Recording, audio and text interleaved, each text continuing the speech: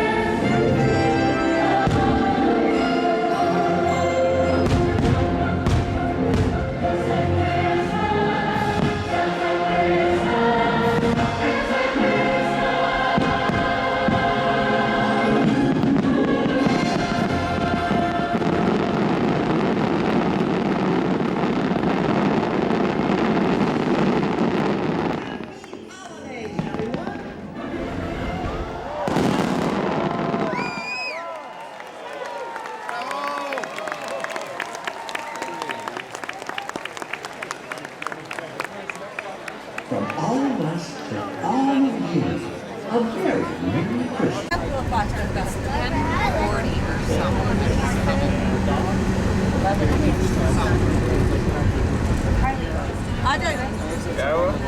इधर आ जाओ बच्चे लोग आ जाओ दोनों बैठे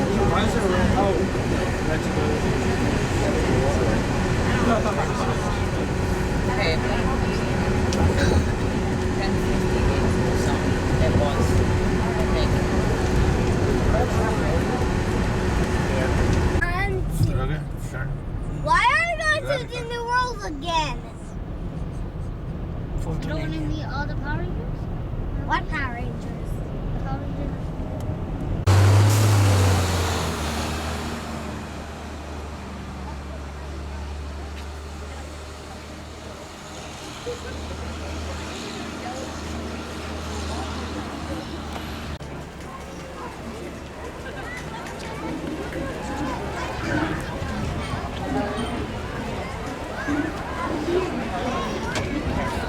We hope you've had a wonderful time at the studio today.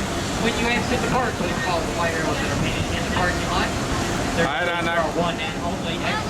If you're having difficulty with your vehicle, come forward to the red pole, flag down security. They'll be more than happy to assist you.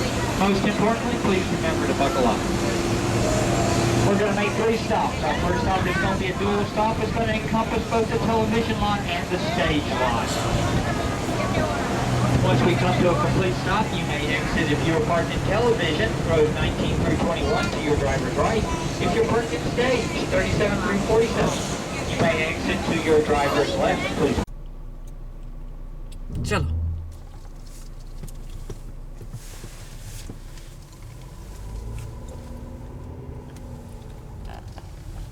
Look, a Ford Mustang. Where? That's a Ford Mustang. A Ford Mustang? That's a truck. And a minivan. Lot K. We're in Lot K. Lot K. Open!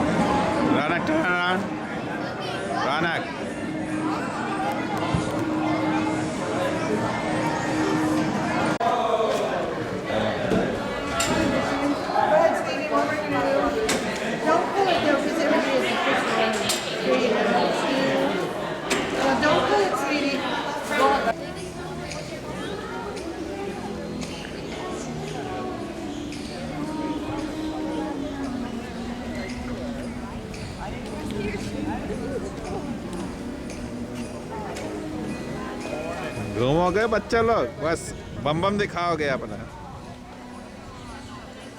क्या मोटी? उधर लोग का लो ना, हम मेरा क्यों ले रहे हो? तो देखे ना बकलोल हमको बीवी देखने का, दो। अपनी बकलोल बीवी का तो देख ले। तुमको तुम्हारा लाओ, देख देते हैं तुम्हारा अच्छे से। तुम जाओ।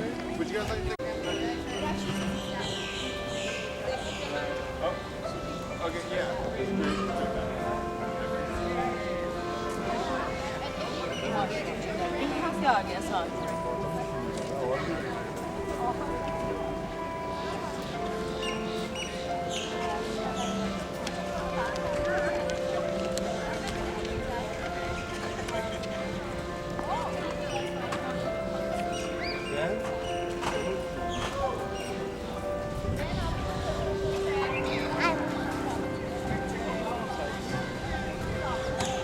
Sorry? आ No, जाना, that's- Oh, okay. Move. Back. Slowly. Go move. Backward. Move backward.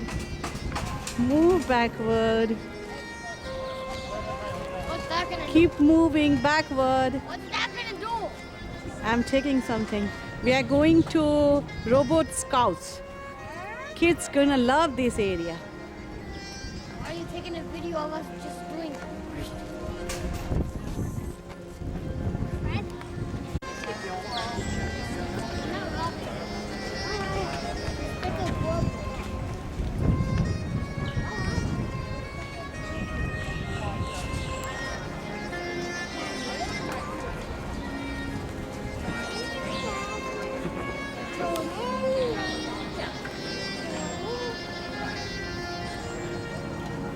इसमें सब में जा रहा है। नहीं हम लोग इसमें जा रहे हैं। अच्छा गैस सब में जा रहा नहीं इस स्काउट, रोबोट स्काउट। है। रोबोट स्काउट में जा रहा हाँ। है। कम रहना। Rana, go. कम। आ जा। Rana, go with Papa. At NASA. Now this is the part of the Space Center that we've devoted to robotic explorers. You know, those robots out there right now scouting distant planets so we humans can follow after them. And there's nobody better to tell you their story than the robots themselves. Aggie? Yes, Nadine. See, Aggie is our automated greetings and general information system. Aggie, please initialize StarQuester 2000. Initializing StarQuester 2000. It looks like Greetings, ladies and gentlemen. No, I'll talk to you later. You're in good hands, don't worry. Or clamps, or whatever. As NASA reaches out from planet Earth, there are places that it cannot yet send human astronauts. Those are the jobs they give to us. The Robot Scouts. Trailblazers for human exploration. We travel millions of miles into deep space to distant planets and use our scanners to look through clouds of methane, to map mountains and possible landing sites below. We land on alien worlds, probing for dangers, breathing the atmosphere, analyzing the soil, and then we send the information home. Pop quiz. Can you identify who first landed on the moon? One small step for man. Incorrect. The first landing on the moon was by Luna 9, followed by Surveyor 1, 3 years ahead of Armstrong. And now some of you wristwatches, beepers, and camcorders out there might be thinking, maybe I've got what it takes. Maybe I could be a robot scout. Well, we're always looking for a few good robots. But ask yourself this. Can I survive the heat of Mercury without my circuits fusing together? Will my lenses crack in the frozen orbit around Saturn's moons? Can I hit Jupiter orbit at over 100,000 miles per hour without my microprocessors falling out? Because these are the things we asked of Voyager, Cassini, and Galileo. If you think you fit the bill, then maybe we've got a job for you. Our mission in the Robot Scouts is simple. Journey to the edge of human knowledge and look beyond. And remember, it's not just an autonomous execution of pre-programmed and remote-controlled commands. It's an adventure. In our Mission Briefing Center, I will explain more fully just how far the Robot Scouts, trailblazers for human exploration, have already gone. Please stand by while I get your entry authorization.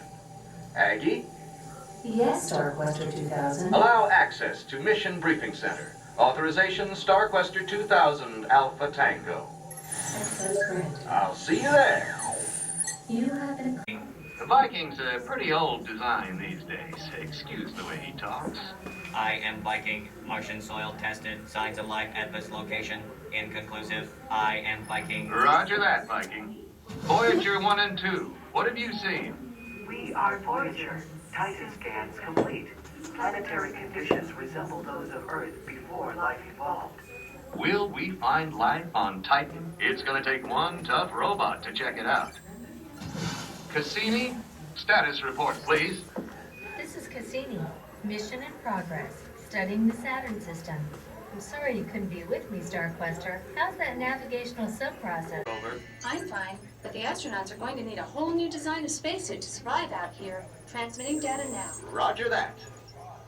Missions like the one we're practicing here send back massive amounts of raw data. Information that's essential to the planning. Back to us, so let me show you how we can use what you found to fulfill our needs. Fascinating. May I study your findings? Absolutely, interface away. Radiation from space will have to be shielded, but you plan to cover living structures with Martian soil for protection. Alarm. Please proceed to a safe area and put on your spacesuits. Welcome to Mars.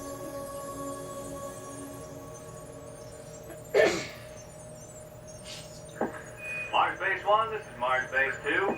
We read your base too. Base 1, we finished final checks on the backup RTGs. Is there anything else you need us to work on? We're good here, John. We're just gonna kick back and enjoy the sunset. What's the weather like on your side of Mars? Well, temperature dropping fast, crisp 125 below 0 Fahrenheit. Wind speeds from the dust storms at Olympus Mons are kicking up to about 110 miles an hour. Those rovers in the Caldera will be freezing their fenders off tonight. They're tough. They can handle it. You're right. Good night, Base 1. Good night. When people like us go to Mars to explore, this is the kind of place we're going to call home. Look around. Do you think you'd like to live here? It'll be pretty busy. It's a whole new world to explore. But at night, ours has already begun. We're the Robot Scouts, trailblazers for human exploration. Happy trails, Starquester.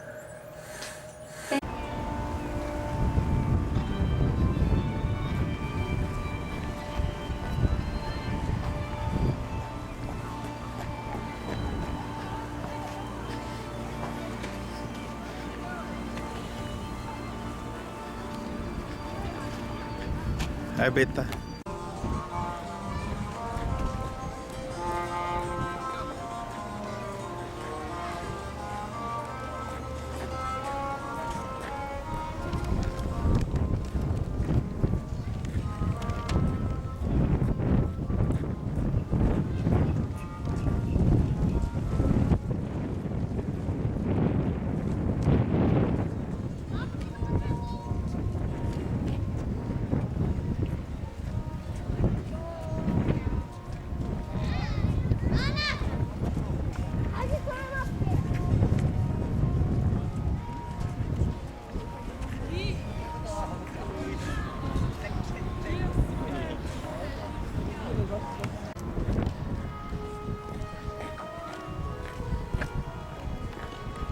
Go inside, Ranak.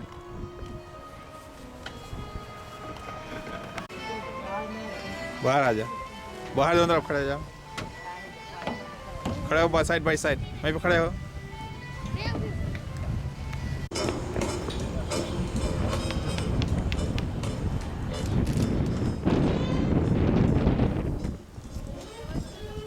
The flight information he needed for a safe and successful mission. And that's the way it was. No. This is the way it was.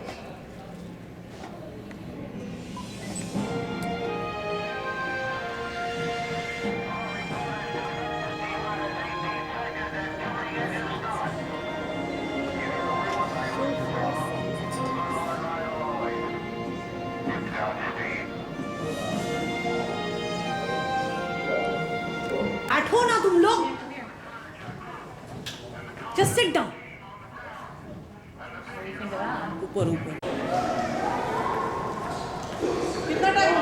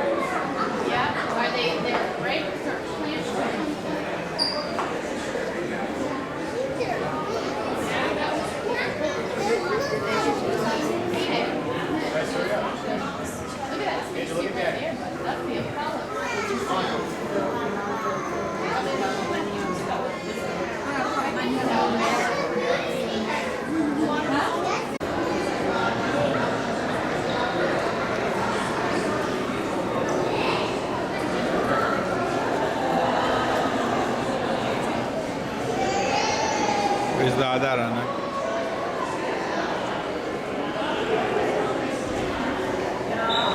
Pizdádárának.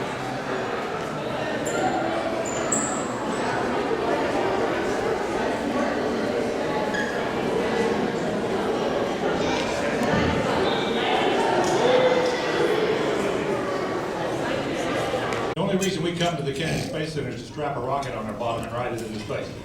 And the folks here at Kennedy prepare those spaceships for launch and make them as safe as they can be. Now we know it's dangerous work, there's no question that it is. Anybody who goes out to that launch pad and realizes that no one else is allowed within 5 miles of that place, you get the idea pretty quickly, you know, that this is a very, very deadly machine. It has the explosive power of a nuclear bomb, and it really accelerates off the launch pad. When we're getting to the top of the launch tower out there, we're already doing 100 miles an hour. 8.5 minutes after liftoff, we're at 200 miles in the air. We're going 17,500 miles an hour, and when we look out the window, you can already see Africa. Now, I learned one thing for sure on my 2 space flights. During that 8.5 minutes, I tried to hold my breath. I couldn't do it. The human being can't hold his breath for 8.5 minutes. I know that for sure. Well, it is fun to fly on the space shuttle, though. It really is. It's a real adventure. When you get up in space traveling as fast as you are, you can turn your head from left to right and see across North America. And at the same time, you can see a lot of detail when you look straight down at the planet. Here at the Kennedy Space Center, we can see the runway where the shuttle lands and the big buildings where we put the shuttle together. The causeway that many of you came across this morning, coming over from Orlando, you can see that quite readily from space. Highways, bridges, and dams you can see from space. One thing you cannot see from space, by the way, is the Great Wall of China. And that's a contradiction, isn't it? Because we've been told our whole lives that the Great Wall of China is the only thing you can see from space. But you can't see it because it's very crooked. It follows the contours of the land. And so even the taikonauts, the Chinese astronauts who fly on their own rockets these days, looking down, they can't find it either. Yeah, so if they can't find it, I know I can't, that's for sure.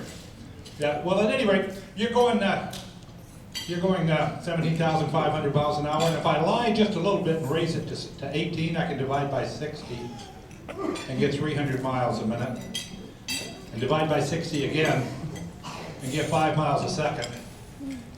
And then even a dumb guy like me can figure out it's only 7 seconds from Orlando to the Cape.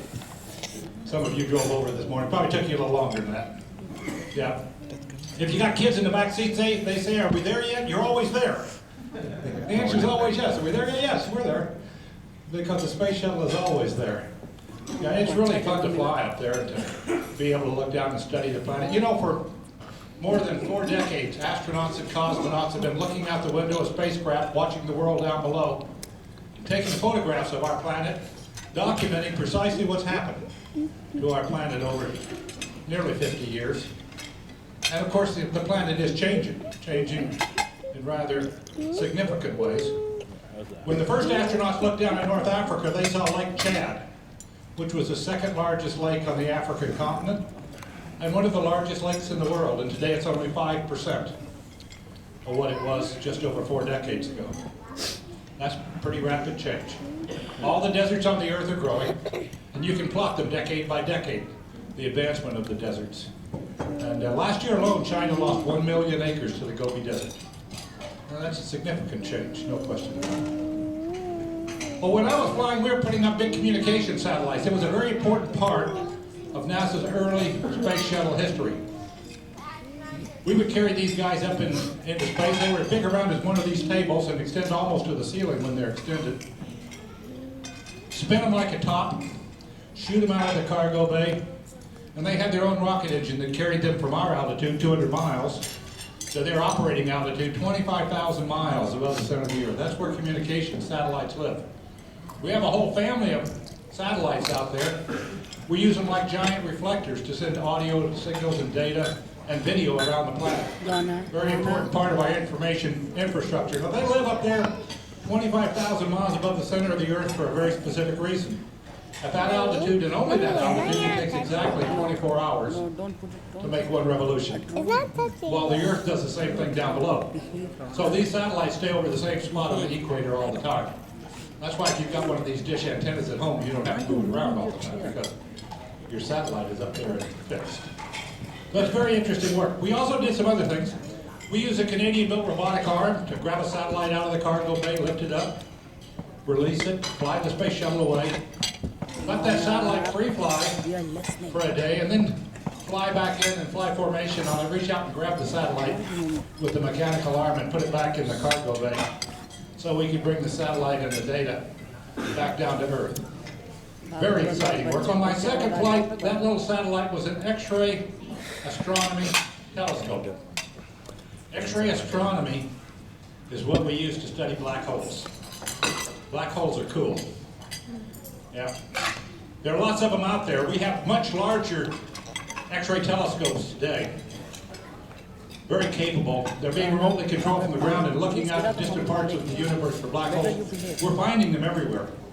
There are lots of black holes out there. They're very powerful. They eat stars. In fact, they consume entire star fields. Now, they're very, very powerful. The good news is that there aren't any close to the Earth, because they make really bad neighbors. You know, really dark, bad neighbors.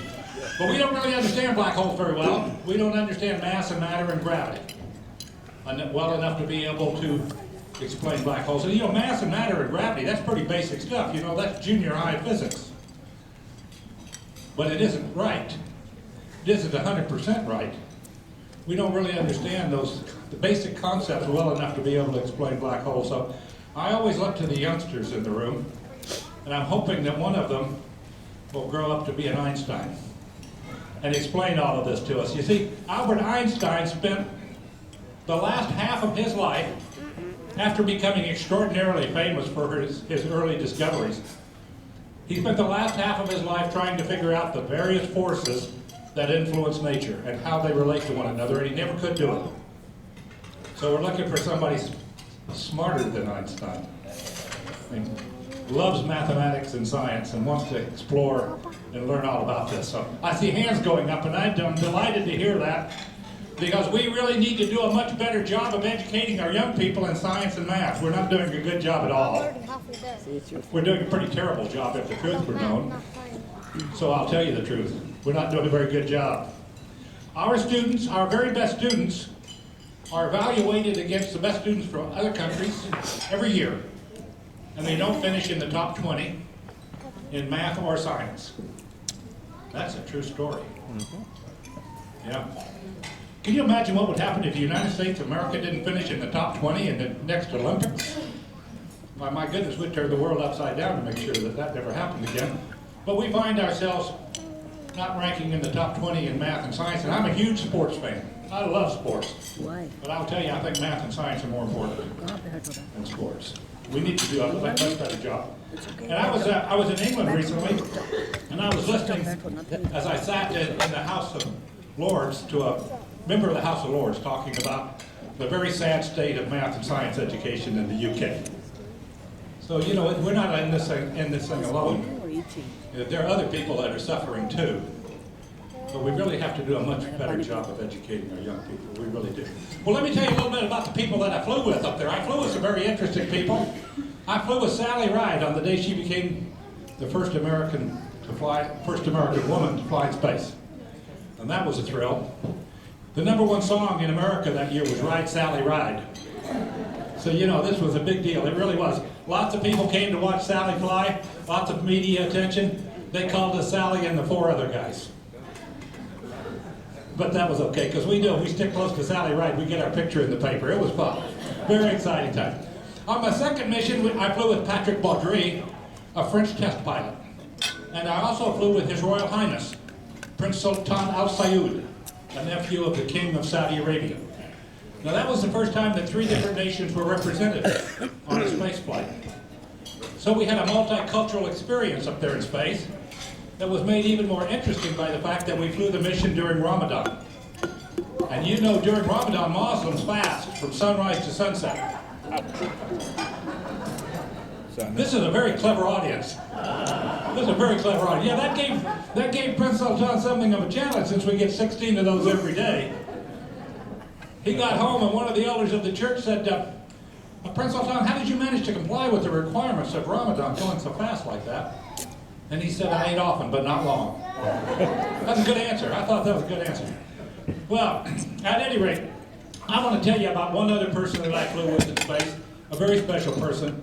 Her name is Shannon Lucid. And Shannon Lucid is an American astronaut born in a Japanese prisoner of war camp in Shanghai, China during World War II. Her parents were missionaries. They were captured by the Japanese army and turned in a POW camp. And that's where Shannon Lucid started her life. And I think that's probably about as hard a start to life as any of us can possibly imagine. Sit down.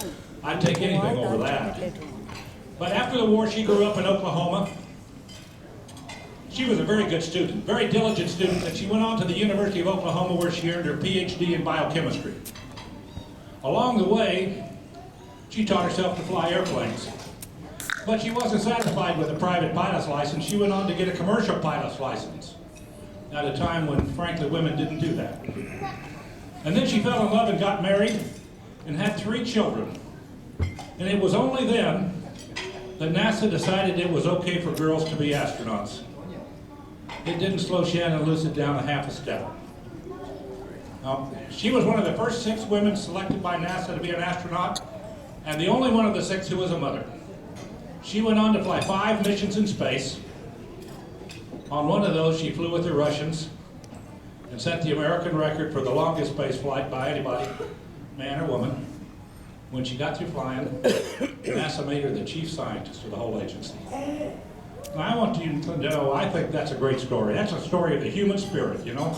A story about someone who just wouldn't give up, someone who had to break through all sorts of ceilings, overcome all sorts of preconceptions in order to do what she wanted to do with her life. I think it's a great story. You know, after she had finished her tour as chief scientist of NASA, the NASA administrator called her into his office and said, "Shannon, you've done everything. What do you want to do next?" I am amazed that she didn't tell him that she wanted his job. But she didn't. She said, "I want to go back to Houston and train young astronauts to fly." And that's what she's doing today. If you watch NASA Select, you'll often see Shannon Lucid sitting in the Mission Control Center in Houston, talking to the crews on orbit, helping them with their daily procedures. And I think that's a true story about a true person who is really a role model for all of us. Well, this is a chance for you folks to ask questions about living and working in space, or astronaut selection or training. Whatever you want to ask about, I'll do my best to answer your questions. And Jeff's got a microphone, so we'll use that microphone so that everyone can hear. If you're up front here, I'll bring the microphone to you, but thanks. We'll let him run in the back. Okay, you're first.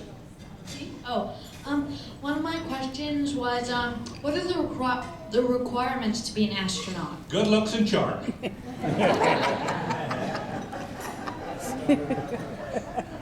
A solid education in science or engineering from a good university, that's very important. And good luck. Lots of good luck. When I applied for the astronaut program, there were 17,000 applicants for 35 jobs. That's one chance in 500. No one can pick the best person out of 500. That's just impossible. That's where luck comes in. So you've got to be lucky too. So that's what I'll tell you. Study hard.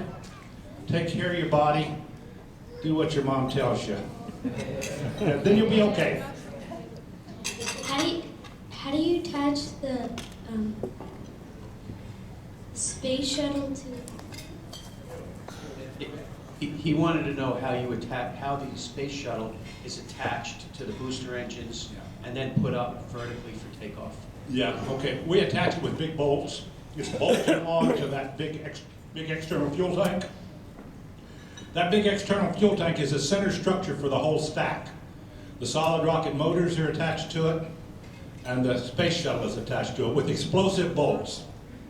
So when the time comes, those explosive bolts go off and different things separate. The solid rocket motors separate 2 minutes after liftoff. And then after we've used all of the fuel from the big external tank, once we're in orbit, then the explosive bolts go off there and we're separated from it, and we stay in orbit, and it comes back in and lands in the Indian Ocean. Now, I had a question over here, so I'll take the turn over here. Hello. Could you tell me at what age do you need to retire? And after every mission, obviously you get a debrief. but is there any psychiatric follow-up? Okay. At what age do you retire? Well, you retire when you get through flying, and you get through flying for a number of different reasons. Now, I'll tell you, John Glenn flew his last flight at 77. We had active astronauts in the astronaut office who were career astronauts who did not fly their first mission until their 60s.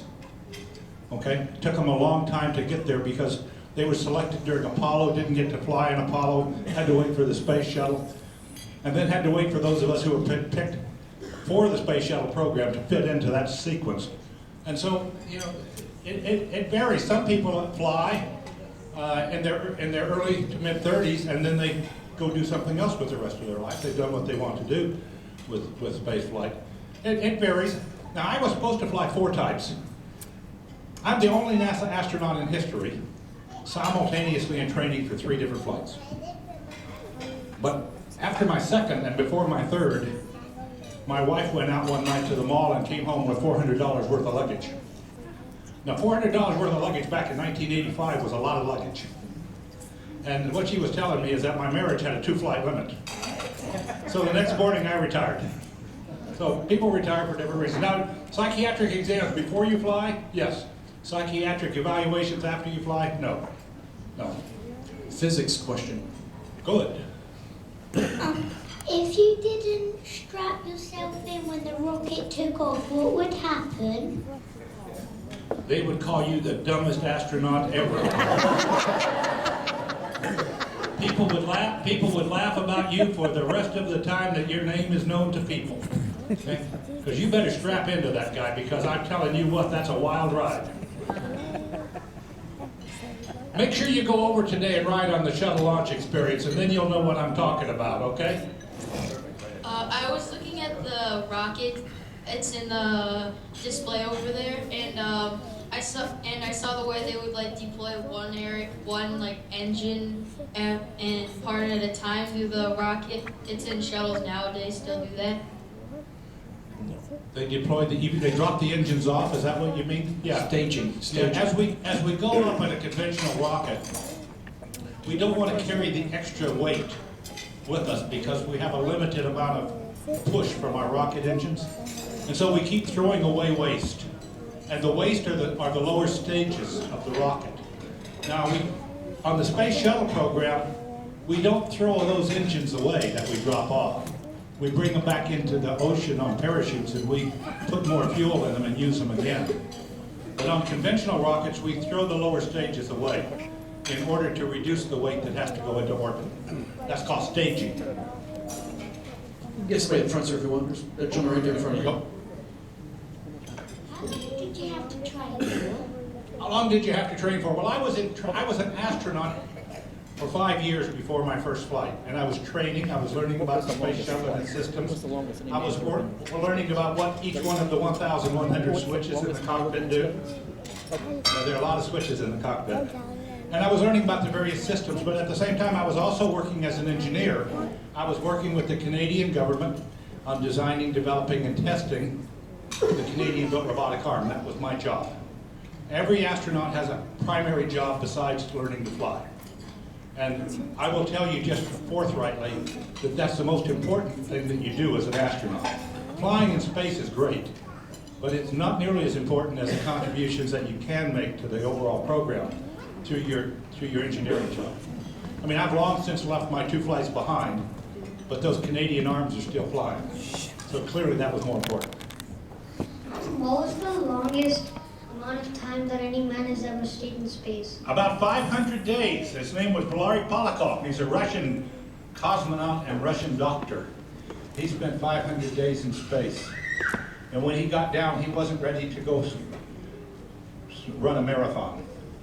It took him a long time to get back to good health. Let me take one here.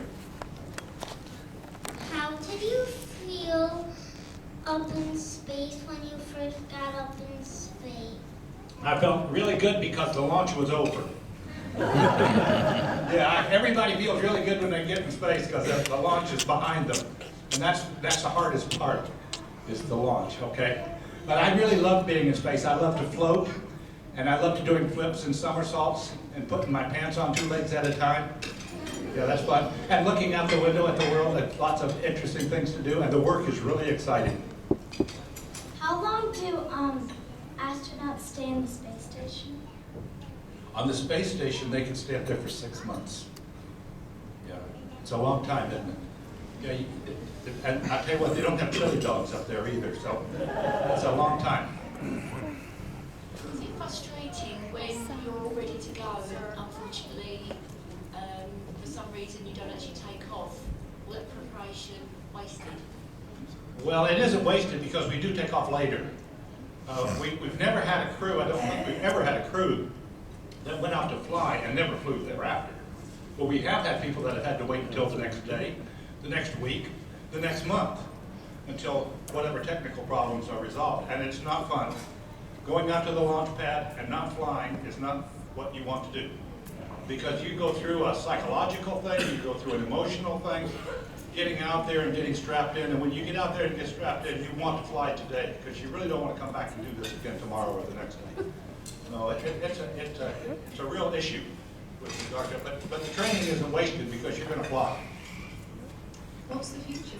What's after the space shuttle? After the space shuttle, we're going to have the Ares 1 and the Ares 5 rockets, it says here. That's the baseline. The baseline is that we quit flying the space shuttle after 5 more flights. We build the Ares 1 rocket, which will have a big capsule on top called the Orion spacecraft. And it's much larger than an Apollo spacecraft, but it looks just like it. A big capsule that's going to land in the ocean with parachutes and splash down and be picked up by the Navy. Same type of thing that we've had in the Apollo program. But the space shuttle won't go to the moon. It can't go to the moon. The space shuttle can't go to Mars, so we need new rockets, because that's what NASA's next job is. NASA's next job is to go back to the moon, hopefully to the South Pole, where we know that there's ice, which is very good, and to use that as a staging area to learn more about living in space away from the Earth, and to get ready to go on to Mars. Sure, we get that young man right there who's got a crook in his arm. I see this fellow. What's your spaceship what you fly in called? I flew on the Space Shuttle Challenger, and I flew on the Space Shuttle Discovery. So Challenger and Discovery were the 2 spaceships that I flew on. Okay, sir, here's one of your favorite questions. What planets have you been to? Well, I do love that. I do love that. My favorite planet is Earth. So I have restricted myself voluntarily to just visiting this one planet. Now, there are a lot of people who believe that astronauts have been to other places. There are a lot of people who believe that astronauts have been to other star systems. There are a lot of people that believe that astronauts have met little green men. There really are. I mean, it's amazing.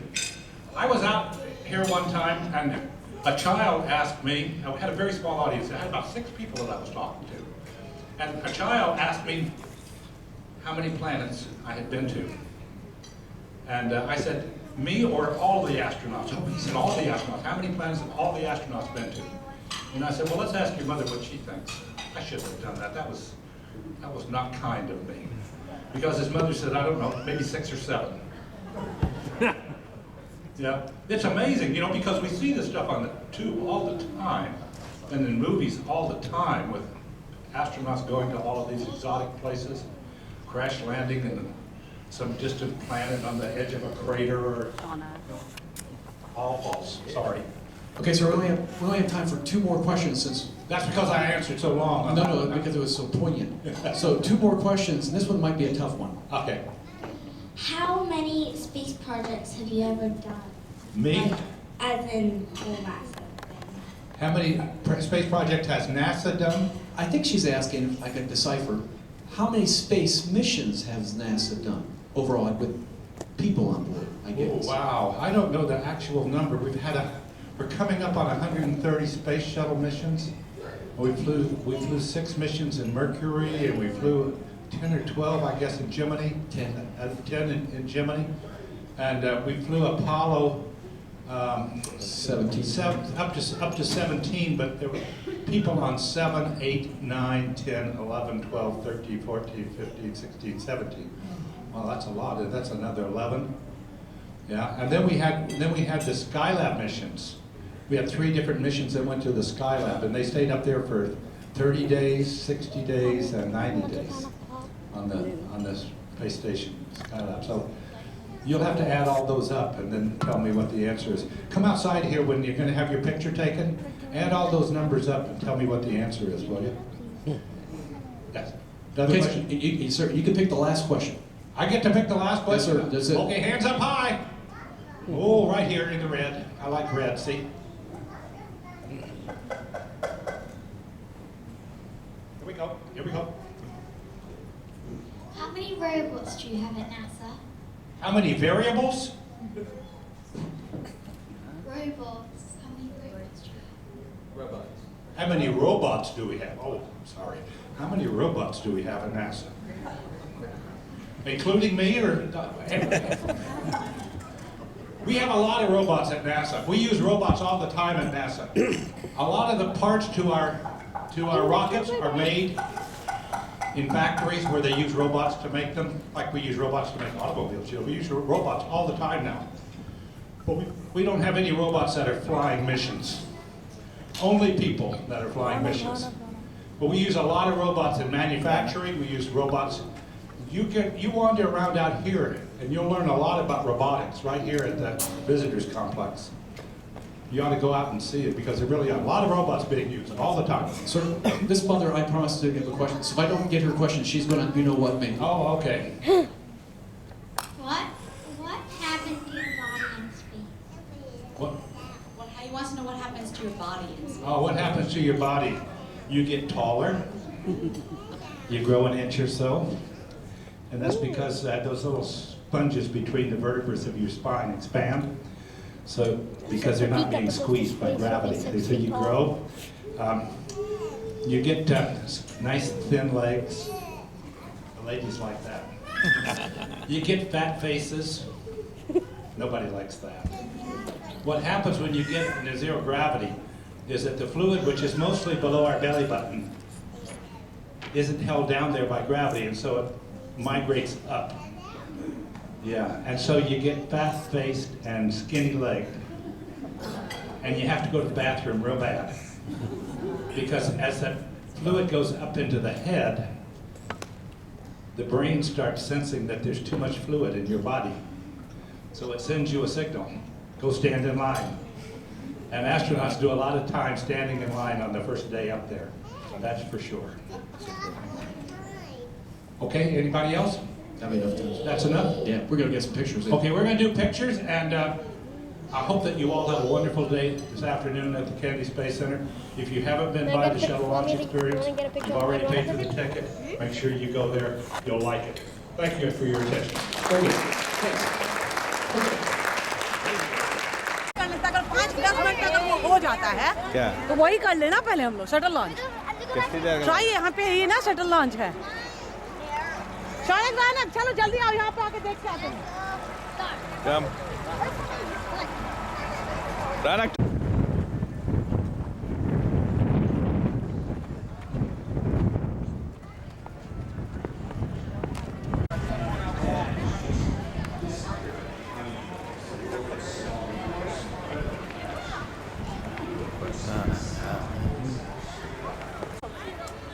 So many products for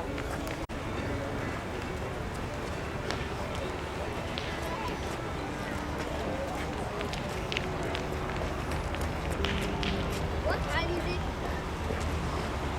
What time? What time is it?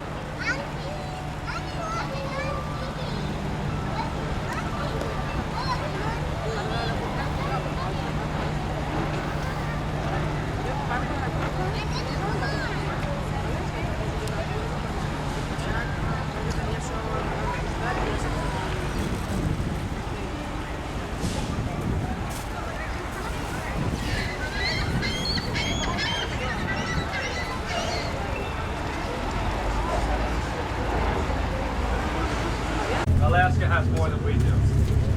We actually have 16 active nests here on Kennedy. And I'm going to show you 2 of the nests today. The oldest and largest nest that we have, and then a smaller one. And we'll show you those as we go out along the way. As we go out along here now, folks, you're going to see that eventually right here, Tom's going to get us up on top of this big hill. Now, we don't have a lot of... Get a real close-up look at it later on. All right, Max. Now, as Tom takes us down here off of Mount Overpass, we're coming into what we call the industrial area. We have a lot of buildings down here. Some of them do a really important job in the space program. I'm going to point them out to you. The first one coming up on your left is the telephone exchange complex. Right over there, that's where all the calls come into Kennedy and are routed out. They also have satellite communications with several places right over there. And that's it there on your left. Now we're going to switch to the right side of the bus, and this building to your right, that's a small office building. But the next building coming up, it's a bigger building, has a facility. Now what these folks do is they make sure all the instruments in the shuttle are working correctly before every launch. Right over there. Now NASA has about, what's up? Oh, we got a pink bird. They also have a beauty shop, a barber shop, a credit union, a travel agency, a post office, a store. Everything you could want while you work in this building during the day. Mr. Bob Cabana, who's the director of Kennedy, he has his office right there at the top. He's probably waving at us right now. Yeah, don't hold your breath. But this is also, there's a photo archive section in this building of over 30,000 photographs of launches. Check out. From 1990 through 2005, they built the trusses for the space station in that building. You know the big long solar panels on the space station? This is also the home of the astronauts when they're here. And also they worked on the... Now this building on your right is called the International Space Station Processing Facility. Every component that goes up to the space station goes through this building. If it's manufactured in Europe or Japan or Canada, the United States, it goes through this building. Once they process Atlas V rockets from. Now you come down between those two buildings there where you see those 4 lightning towers. That is complex number 40. That is where we turned that whole complex over to a civilian company out of California called SpaceX. And SpaceX, they have a rocket called the Falcon 9 rocket. They want to launch that off of there sometime early this year or next year. And they want to get a contract with NASA to go back and forth to the space station. But that's strictly a civilian company going to use that complex there. Then you come down a little further, you'll see another launch complex down here. This is number 37. That's where there are 2 ships. I don't know if you can see it. See the water tower? Go to the right of the water tower. In that big building, there's 2 ships. They're painted white. They have a blue stripe on the front of them. See that? Yep. Those 2 ships are owned by NASA. They are recovery ships. One is called Liberty Star, one's called Freedom Star. And they recover the solid rocket boosters. I'm going to tell you more about that later on, but I just did want to point out those 2 ships over there. Even though this is real, this is not Disney World. That's a real alligator. And if you don't believe me, Tom's going to go out right now and he's going to pet it for you. He'll pull the tail, yeah. But he is a real alligator. Now, 39A. We launched the shuttles off of the one on the right, 39A. We don't launch any more shuttles off of B. That one has been renovated for the new Constellation program. And we launched a rocket off of there in October. I'll tell you more about that later. So we use the one on the right, 39A. We are 6.5 miles away from the launch pad. You must be 3.5 miles away to watch a launch. So we're well out of the range here. The difference is why everybody likes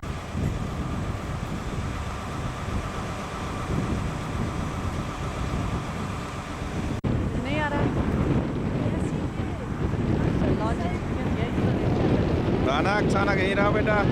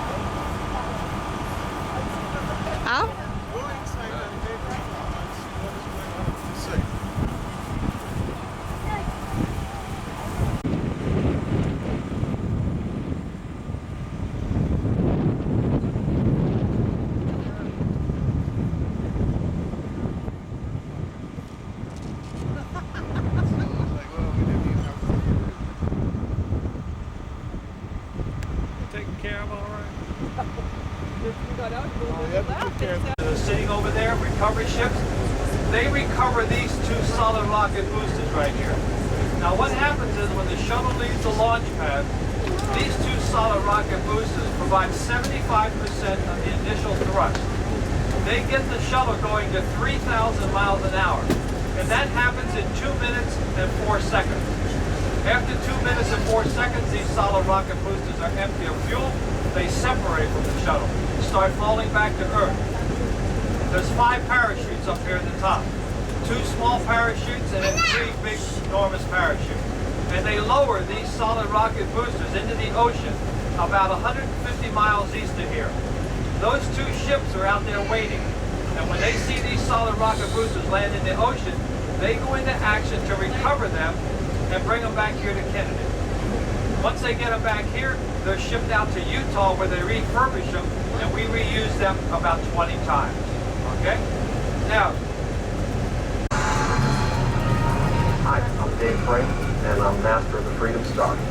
Freedom Star is a solid rocket booster recovery ship that was built by NASA back in 1981 for the primary purpose of recovering the solid rocket boosters from the station.